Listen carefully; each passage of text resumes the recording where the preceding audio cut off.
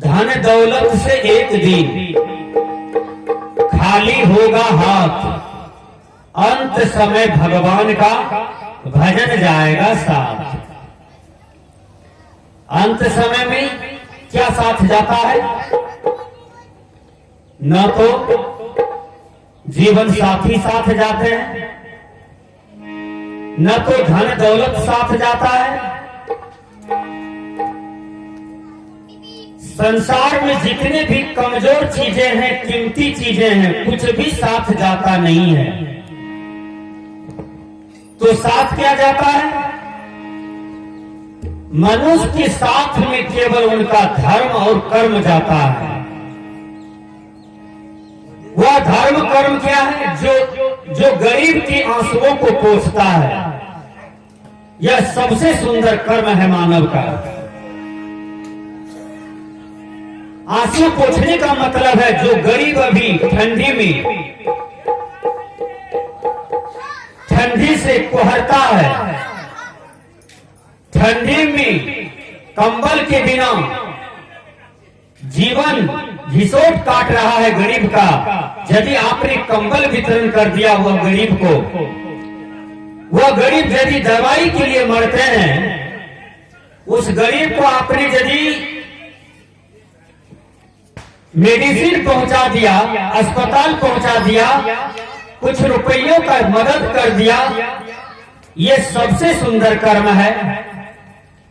जिस गरीब को रहने के लिए जमीन नहीं है, यदि आप सैकड़ों बीघे के मालिक हैं, आपने थोड़ा सा वह गरीब को दान कर दिया, तो फिर देखिए यह सबसे सुंदर कर्म है।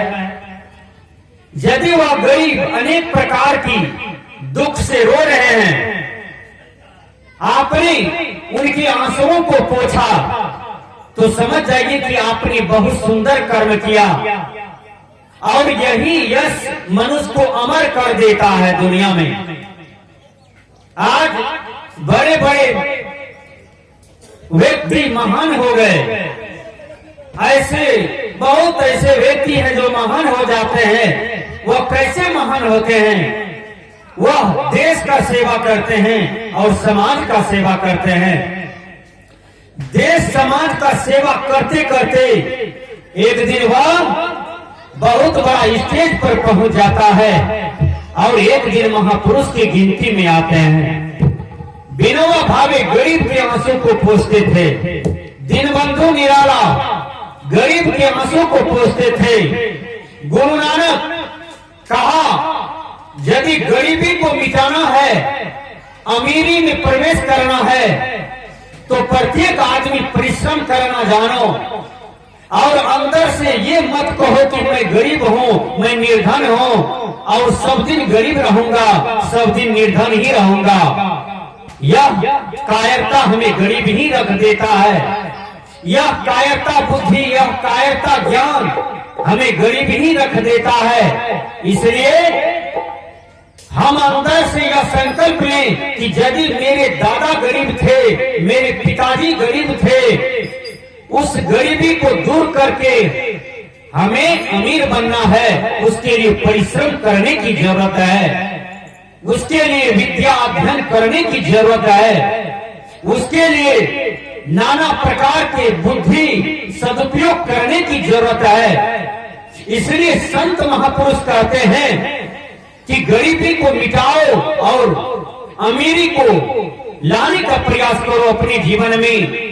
अमीरी का मतलब जहां रोटी भरपूर हो, घर भरपूर मात्रा में हो और कपड़ा भरपूर मात्रा में हो, आप भौतिक साधन से सजी हुई है, आपको जो मन में आता है वो सुंदर सुंदर काम कर बैठते हैं। इसलिए गोस्वामी तुलसीदास जी महाराज कहते हैं, बिना धन धर्म न होए खगेसा। बिना धन का धर्म नहीं होता है। इसलिए धन कमाना चाहिए प्रत्येक आदमी को और धनवान बनना चाहिए। आज कोई डीएम बनते हैं, एसपी कलेक्टर बनते हैं, मास्टर डॉक्टर बनते हैं, तो उन्हें धन बहुत अच्छा से मिल जाता है और प्राप्त हो जाता है। विद्या एक ऐसा धन है जो भाई भी छीन नहीं सकता है, दिया भी नहीं बांट सकता है, परिवार के लोग नहीं बांट सकते हैं। इसलिए हर आदमी को विद्या का भी अध्ययन करना चाहिए और विद्वान बनना चाहिए। विद्या का अध्ययन करके वैज्ञानिक बन जाना चाहिए। विद्या का अध्ययन करके सुंदर सुंदर पद पर जाना चाहिए और विद्या का अध्ययन करके देश का, समाज का नेतृत्व करने की शक्ति रखना चाहिए ईमानदारी पूर्वक, ताकि हम यह संसार समाज को कुछ दे सकें। मैंने कहा गरीबी को मिटाना चाहते हैं तो हर आदमी को परिश्रम करना चाहिए। देखिए सदगुरु कबीर साहब जी भी परिश्रम करते थे। कबीर साहब जी बैठ करके नहीं खाते थे। कबीर साहब जी कंबल बेचते थे, कंबल, और उनमें जो आय होता था, उनमें जो आमदनी होता था, उससे कबीर साहब जीवन जीते थे। रविदास जी महाराज एक जोड़ा जूता रोज दान करते थे और एक जोड़ा जूता को पूंजी प्लस आमदनी बरकरार रखते थे और उसमें जीवन जीते थे। रविदास जी महाराज के जीवन में संतोष ही धन है। वो ज्यादा हाय हाय नहीं करते थे।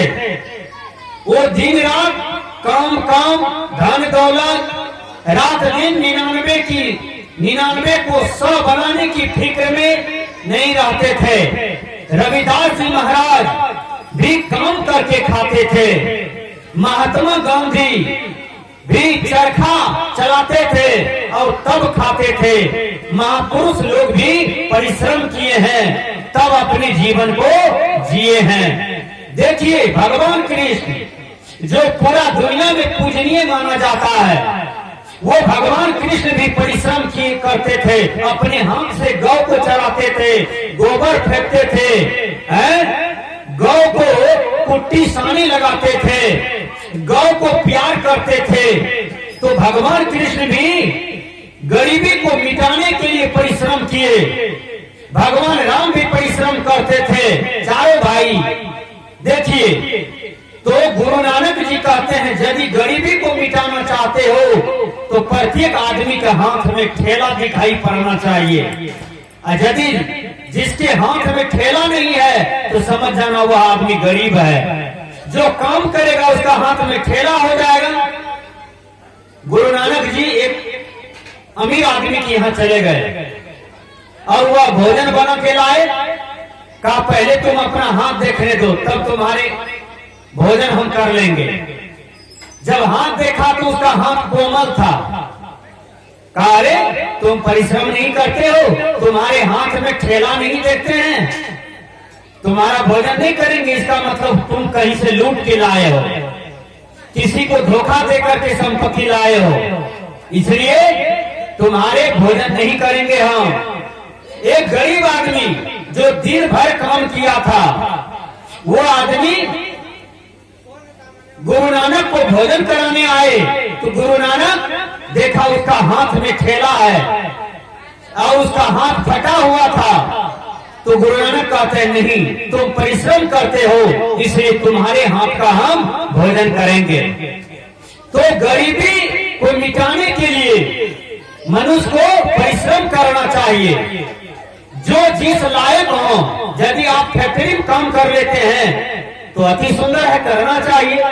यदि आप ट्रैक्टर लेके किसी का खेत निराई कर लेते हैं, जोत लेते हैं तो करना चाहिए।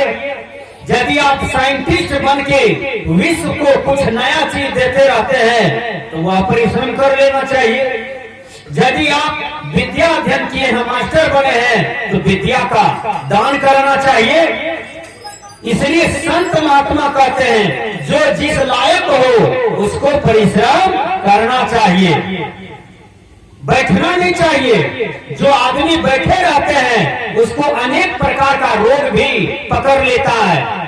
आजकल देखिए घरे घर डायबिटीज आ गया है, घरे घर ब्लड प्रेशर आ गया है, घरे घर गैस्ट्रिक होना शुरू हो गया है। क्यों?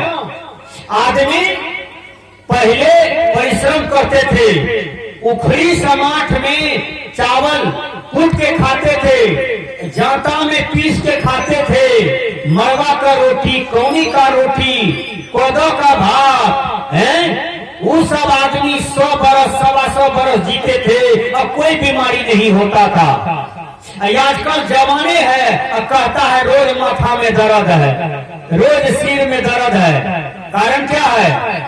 क्योंकि लोग शरीर को आराम दे रहा है, परिश्रम नहीं कर रहा है, इसलिए बड़ा बड़ा बीमारी का शिकार हो जाता है। इसलिए गुरु नानक देव जी कहते हैं कि हर आदमी को परिश्रम करना चाहिए। परिश्रम से गरीबी मिटेगी। और असली गरीब कौन है मैं बता देता हूँ। असली गरीब वो है जिसको दोनों हाथ नहीं है, 2 आंख नहीं है, 2 पैर नहीं है। वह आदमी को कुछ न कुछ देते रहना चाहिए और उसको जरूर दान करना चाहिए। तो संत महात्मा कहते हैं गरीबी को मिटाओ सद्बुद्धि से, सद्ज्ञान से, परिश्रम करके। जितना परिश्रम करोगे उतना ही गरीबी मिटेगा।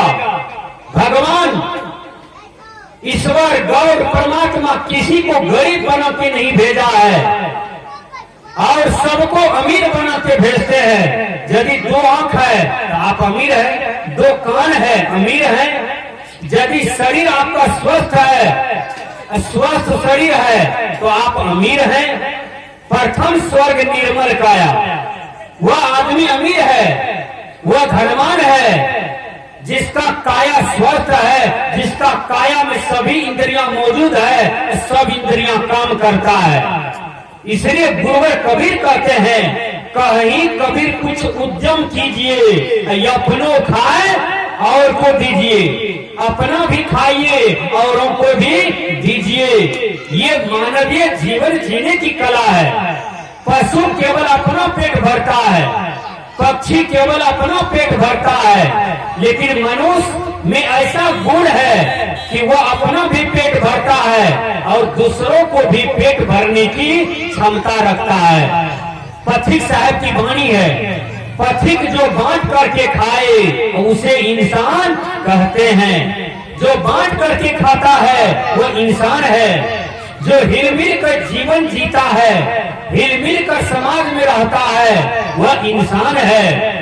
और वह इंसान या संसार में भगवान बन जाता है। इसलिए सबको आशीर्वाद देना चाहिए कि सभी सुखी हो जाए, सभी निरोग हो जाए, सब कोई सबल रहे और सबका जीवन उच्च स्थिति का हो। यह कामना प्रभु से करना चाहिए। आइए मैं